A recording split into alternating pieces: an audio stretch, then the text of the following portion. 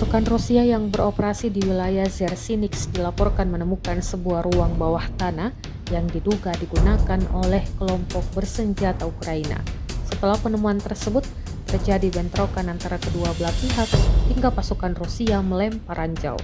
Rekamannya diunggah di Telegram pada Sabtu 15 Februari 2025. Pasukan Rusia tampak melempar granat dan ranjau anti-tank Soviet TM-62 untuk menekan perlawanan tentara Ukraina. Ledakan tampak jelas dalam rekaman. Hingga saat ini belum ada pernyataan resmi dari kedua belah pihak mengenai insiden ini, dan konflik di wilayah tersebut tetap menjadi perhatian internasional.